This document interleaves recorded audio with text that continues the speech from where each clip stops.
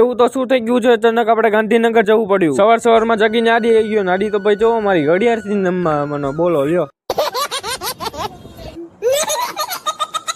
પછી તો ભાઈ ઉનાળી બે રમવા મને ક્રિકેટ અને મિત્રો હારીને મેં તો લારી કરાવી દીધી. અને મિત્રો હવે જોજો, હવે તો ખાસ છે મિત્રો, જોઈન જજો મિત્રો, ઉડે તો જા બાકી બાવળિયામાં ગા. અને મિત્રો હવે આડી આવી ગયો ને મિત્રો, આડીની તો કોઈ ખબર નથી. આડીએ મિત્રો મને જો મિત્રો લારી કરાવી દીધી, બોલો લ્યો.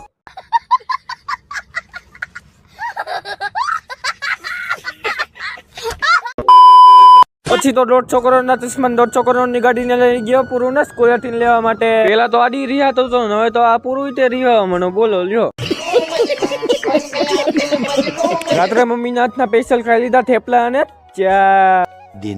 સવારમાં જગીને આવી ગયો ટેરેસ ઉપર બાકા ચીકી બોલાવતા મેં બી નીકળી ગયા ગાંધીનગર જવા માટે. તમને બધાને લાગતું હશે કે તમારો ભાઈ ગાંધીનગર ગયો તો કોંગ્રેચ્યુલેશન કહી દો, કેમ કે તમારા ભાઈએ મસ્ત મજાનો કરી નાખો છે પ્રેન્ક. રાત્રે ગુંડા જેવો બનીને આવી ગયો ચા પીવા માટે.